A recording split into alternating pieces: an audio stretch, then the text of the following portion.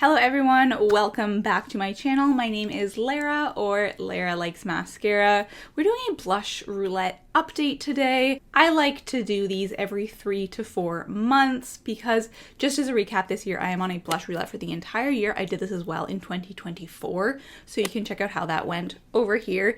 But basically, I have too many blushes in my collection, too many blushes that I do not love, too many blushes that I do not use unless I force myself to. And so this is a way to try to get use out of my entire collection of blushes and figure out which products actually do not belong in my collection anymore. So each month I choose out one single blush, and that is the only blush that I am allowed to use for that entire month. Now, it's not like a really strict rule, like if there's one day that I really want to use a different blush, that's fine. I also use some cream blushes in conjunction with the powder blushes because this blush roulette is just focused on powder blushes. So it's not like I have no space for creativity within each month. Like, I don't feel confined in that way. But that being said, I do try to stick to my ground rules as closely as possible because that is the best way to really figure out how I feel about the blushes. Otherwise, if I'm just swapping in other blushes every other day, I'm really not getting a full month's use out of that planned blush, and I can't figure out if it actually belongs or deserves a place in my collection. So what we're going to do in this update is talk about the blushes that I have used so far in 2025, my January, February, March, and April blushes. I'm going to talk about how they went, if I liked them, if there were any declutters. And then we are going to move on to the next blushes that I will pull in this blush roulette. So my May, June, July, and I think August blushes, and talk about those. I think last year I did 4 updates rather than 3. Like, I think I just introduced 3 blushes per update. I will have to check about that. Yeah, that's it. Let's hop right into it and start by talking about my January blush and how that went. I'm actually really excited to do swatches right now. I used to not ever do swatches, and I'm like, no, I need swatches.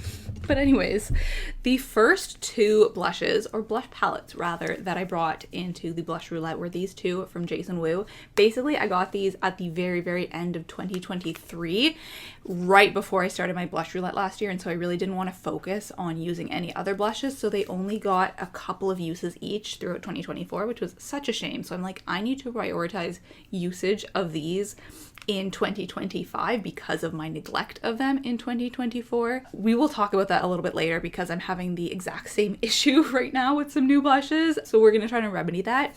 But these 2 blushes are in Beautiful Earthling and Babe from Saint-Tropez. So I started with this one. And it's got this beautiful hot pink and then 2 more nude neutral shades right there. And it's just beautiful. Like, you do have to be careful with how much you use because they are quite pigmented, but love the formula, love the shades. I don't really have many neutrals, so it was so nice to have these 2 to use. Like, so many of my blushes are just like pink. So let's do a little swatch. And they're very matte, which I also like.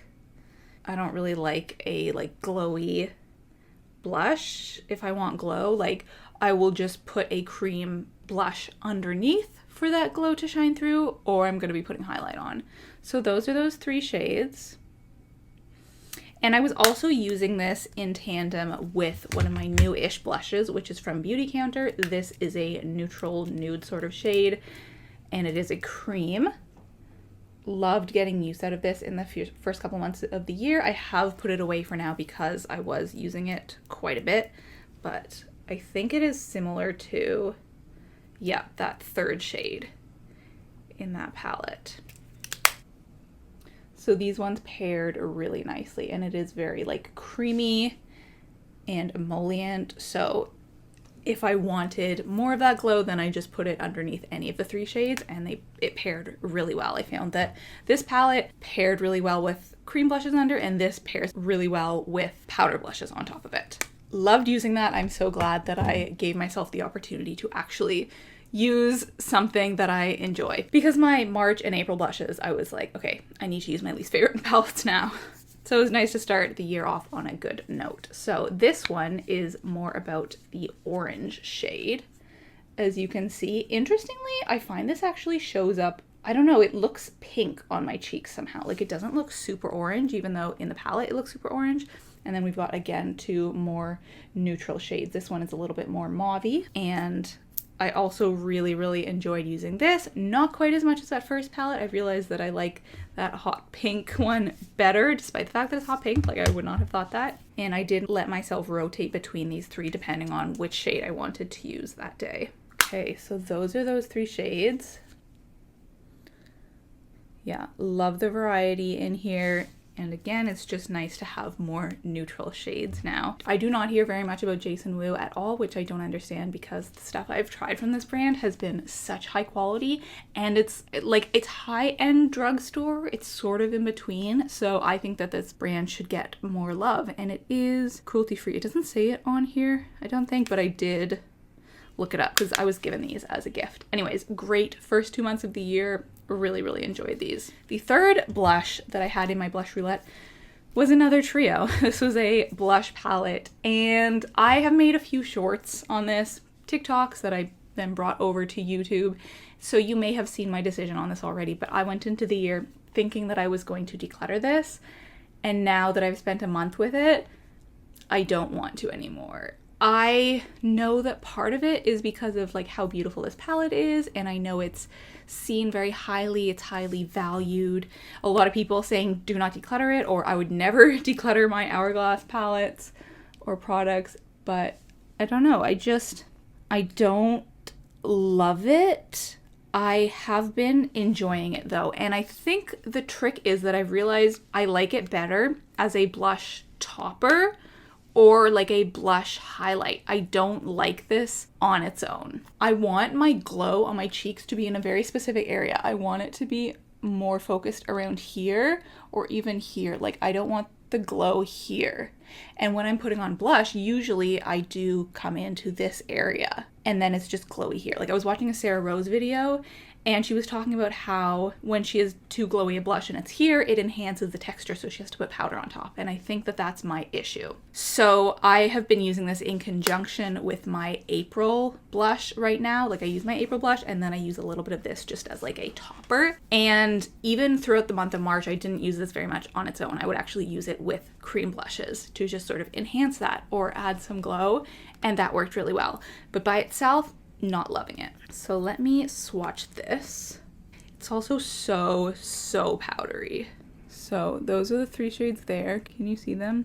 The pink one is just like, it's too much. It's too glowy. These 2 definitely work better. I like this middle shade the most for sure. I used a little bit today on top of the blush that I was already using. But yeah, this has grown on me a little bit since I figured out how I like to use it, but I don't know if I will continue using it in that way for the rest of the year because my goal is to declutter this at the end of 2025. We'll see if I actually succeed in doing that, but for now I have kept this in with my April blush because I want to get a little bit more use out of it, and also because in March, like, there's 3 different shades and I tried to isolate it. Like, I gave each blush 1 week so that I could figure out if I really liked it or not. And I definitely realized that I like the middle shade the best, but you know, that's each of these shades getting a week or a week and a half of use versus one of my single blushes only getting like a full month.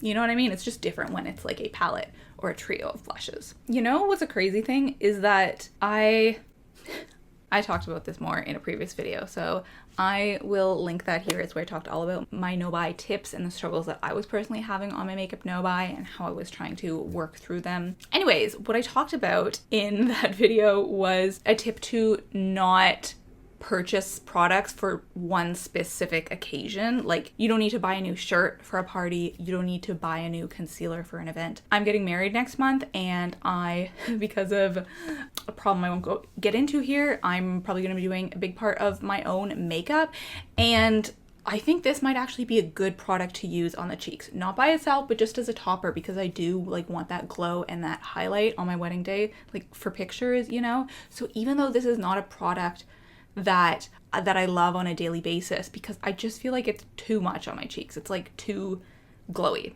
I want a matte cheek. maybe a tiny bit of dewiness, or a little bit of highlight. I don't want an entirely glowy cheek, but on my wedding day, maybe this actually would be a good option. So I'm like, oh, I don't like this. I want to declutter it. I wouldn't use it. But then on one of the most photographed days of my life, I do want to keep this. I don't know.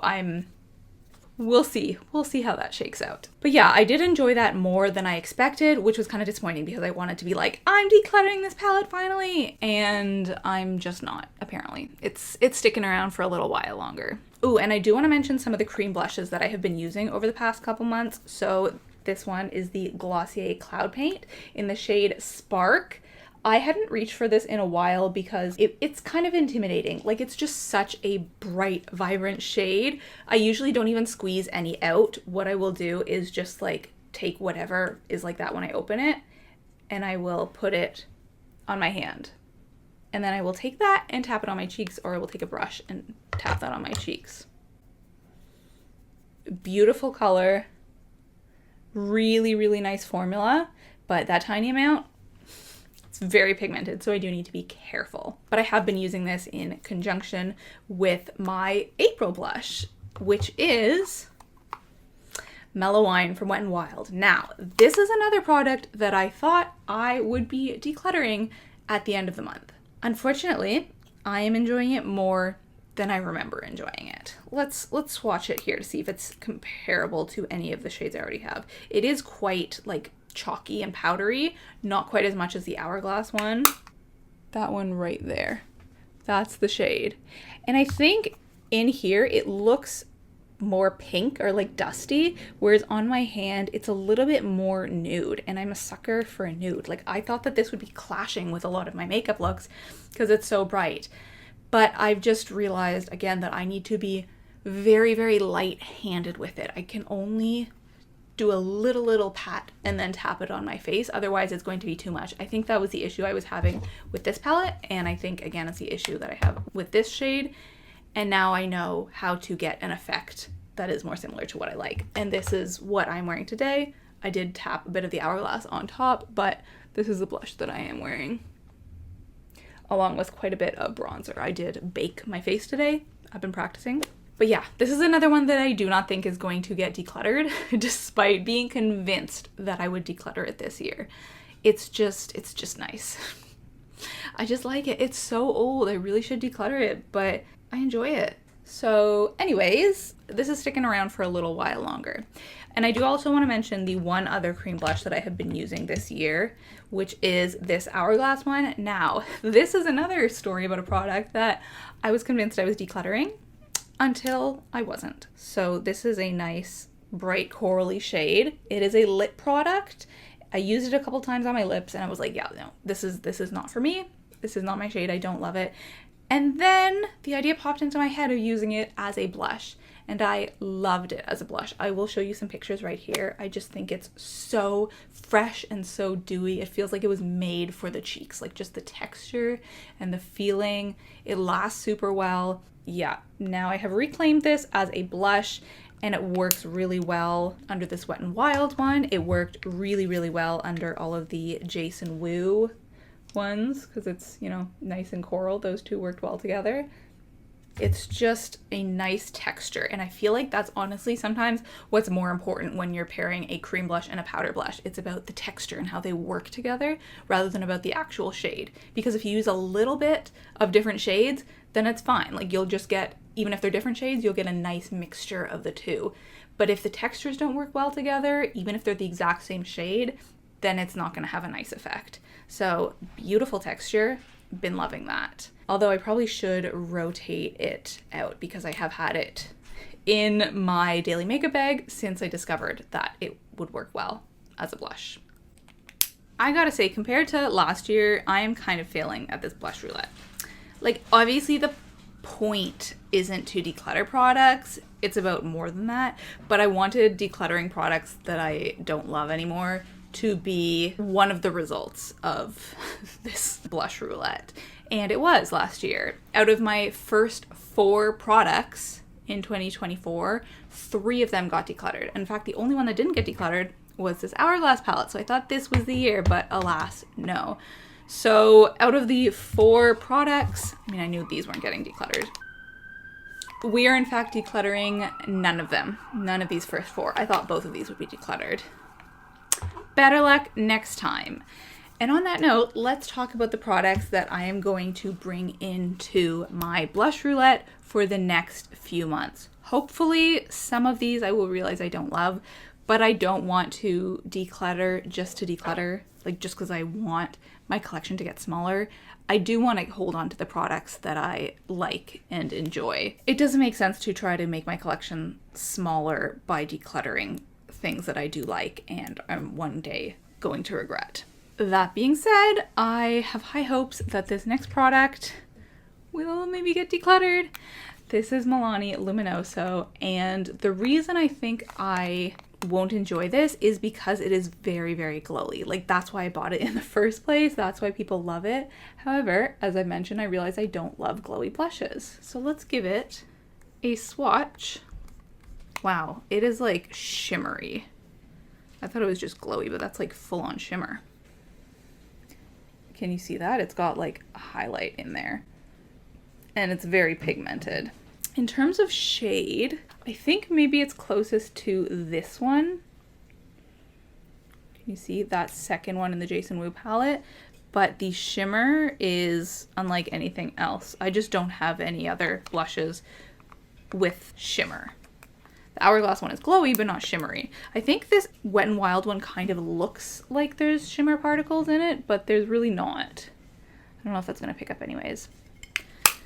So I am hoping that I'm willing to declutter this. Maybe it's one that would work well as a blush topper. Like maybe if I used it in tandem with this one and I mostly used this as a blush and then I just topped it with this, I would enjoy it. But I'm hoping that I don't. I'm hoping that's not the case. And I don't need more blush toppers. Like if I'm keeping this Hourglass palette, that's 3 blushes that I can use as blush toppers. I'm not even a person that uses blush toppers that much, seeing as I use a cream blush and a powder blush and a highlight most days. I don't need a 4th product. So fingers crossed that I realize this is not a product that adds much to my collection. I am giving it the benefit of the doubt by using it during spring in the month of May. This is not a product that I have ever reached for in like fall and winter, but it does work well in spring. But I still think it's too much for me. So I am expecting that this is going to get decluttered at the end of the month, but we will just have to see. The other one, you see I'm using a lot of the products that are my least favorite blushes in the first part of the year. The other one is this Tarte Exposed blush. Now this one, you can see there's a ton of hard pan, so I kind of need to scrape it off basically every time that I use it, either with some tape or like my fingernail or even with a spoolie.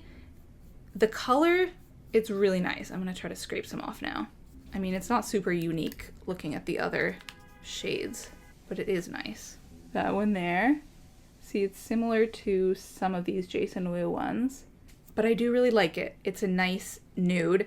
That being said, when it was in my blush roulette last year, I hadn't used these very much, so I didn't know how it compared. Maybe now that I've gotten to know these a bit better, I will realize that this one is similar enough to these that I don't feel like I need both shades in my collection, considering that this is a bad formula, but we're gonna have to see. Again, this is one that I'm hoping I declutter, but based on past events, maybe that won't happen and I'll end up using it a different way than I was planning to. I don't know. But these are the ones that I am now putting hope in to saying goodbye to. It's nice. Like I like Tarte blushes, but the big ones, I don't know, there's something different about the formula. The minis, well formulated. The big ones, they really, really get hard pan, which is frustrating. So this is going to be my June blush. And because I'm doing 4 blushes in a row that are among the least favorites in my collection, I need to give myself a little bit of a treat after that. So once I have worked through these 4 months and possibly decided to declutter one or both of these blushes, I'm gonna let myself reach for some of the new blushes in my collection. These are ones that I have not touched. I have 3 brand new blushes that I've never used, and I got them all within the past few months. I decided that this is going to be my July blush. This is brand new. This was a gift from my mom, and look at the shade. Like, it's really out there. I think it's going to be extremely pigmented, but I think it is beautiful. I just have to be very careful with how little I use. Oh, the packaging. This is one that if it turns out I don't like the shade on myself or I don't like the formula, I don't know how I'm going to declutter it because it's just so stunning. It looks really similar to the YSL blushes, although I looked into it and these ones actually came first. So it's not like this was copying the YSL blushes. It seems like maybe the YSL blushes were copying Too Faced. I don't know if I've ever used a Too Faced product before, so I have no idea what the quality is like, but I do think that the packaging is beautiful and I am very, very excited to use this. Stunning. So that is going to be my July blush. I kind of would prefer it to be my June blush because June is my birthday month. I just feel like June is the best month of the year because it's the start of summer when it's like not too hot and everyone is just finishing up like school or things are getting more chill at work and everyone starts to like travel or go to the beach or go to cottages. I feel like partially because of my birthday, but also because it's just a great month, June is a great time and I kind of want to use this during June, but I want to use the blushes that I don't like as much first. I want them to have their turn before I move on to the treat blushes. So that's what I'm going to be using in July. In August, I'm going to be using two other blushes that are brand new in my collection. These were also gifts from my mom at the very, very end of 2024. And I thought that I was going to use them because I did a get ready with me video where I tried out a bunch of new products in January. However, I had multiple new blushes at that time, and I think the blush that I ended up using was this Beauty Counter one, and they're all cream, right? Like if these were powder, then I probably would have used them as well, but I wasn't about to load on 3 different kinds of cream products, but I will link that video here if you want to watch me do a get ready with me. I haven't done one in a while, and I love just like chatting to the camera. And I really want to try some new products. So I'm probably going to film one at some point within the next month. Maybe I'll ask for questions if you guys have questions for me that you want me to talk about. Probably a lot of it is going to be talking about wedding stuff because I feel like that is kind of taking up my whole life and I don't want to do an entire video just talking about like wedding planning because I don't think that would be too exciting or related to my content. But if I can talk about like wedding makeup and the wedding industry from a consumer perspective, I think I can work that into a video, especially if it's a get ready with me.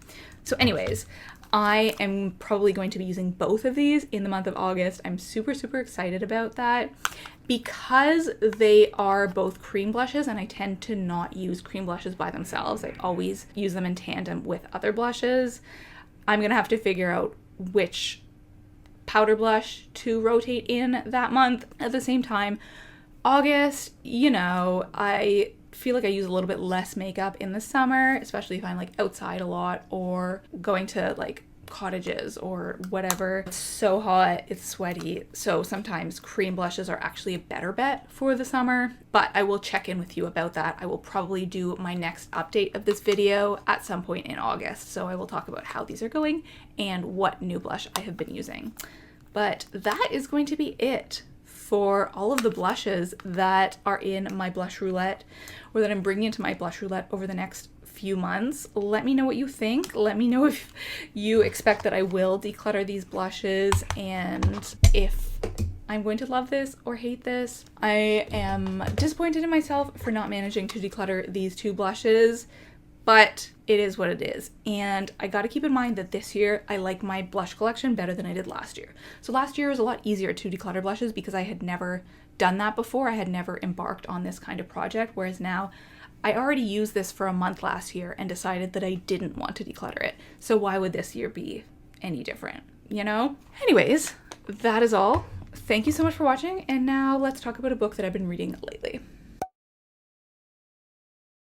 A new John Green book came out. Everything is Tuberculosis. Okay, this may seem really random if you don't keep up with author John Green because he is most well known for writing YA novels such as Looking for Alaska, The Fault in Our Stars, Paper Towns. However, his most recent books have been nonfiction and he does a lot of work outside of writing, and the past few years he has been, I would say, obsessed with tuberculosis, basically learning more about tuberculosis and the infrastructure around the healthcare system, specifically in Sierra Leone is where he is focused, and the global tuberculosis problem, because it is not really seen as a problem in the global north, but it is very much a problem in countries that do not have adequate healthcare funding. It is as much a health issue as it is a capitalist issue, just basically with funding of the drugs and how difficult it is to fight or cure tuberculosis, despite the fact that the cure has existed for decades and decades. So this really goes into the history of tuberculosis, and it is fascinating. When he says everything is tuberculosis, he means it. He details how everything from our beauty standards to Taylor Swift lyrics to the Second World War's beginning, or was it the First World War? Everything was caused by tuberculosis. You think I'm joking, but I'm not joking. Just as an example, someone was like, oh, how is Taylor Swift related to tuberculosis? Or how is something Taylor Swift has written in one of her songs about tuberculosis? You know the song The Lakes? Take me to the lakes where all the poets go to die. Tuberculosis. Anyways, this has been so interesting. I love the way he writes, and I love that he is spotlighting this extremely important issue that us in the global north do not even conceptualize as a big issue at the moment, despite the fact that millions of people are dying of tuberculosis every year when it is extremely preventable and curable. He also talks a lot about colonialism and capitalism and how they basically are the reason for this disparity in health outcomes. Anyways, I've learned a lot and I'm really enjoying it. Highly recommend. I like this quote. We must remember that illness is not only a biomedical phenomenon, but also a constructed one, and how we imagine leprosy or OCD or tuberculosis matters. He even talks about how the way we saw tuberculosis changed as we came to understand the disease, because it used to be seen as kind of a beautiful illness to have if you were going to choose an illness, because it made its victims extremely thin. They weren't able to eat. Their eyes sort of got big and had very rosy cheeks. Of course, he does talk about how whiteness and white supremacy is wrapped up in this as well. And a lot of poets had it. And so it supposedly made you more thoughtful and poetic and understanding of the world. And then as they realized that it wasn't just a wealthy person's disease, but actually came about if you were in cramped quarters and was more likely to afflict people in poverty, then it came to be seen as not so chic, and how the construction of tuberculosis was created along with the construction of race. So tuberculosis, even though it's a health issue, it is not just about health. It is very much about the social order that we exist within. So that's it for today's video. Thank you so much for watching, and I will talk to you next week.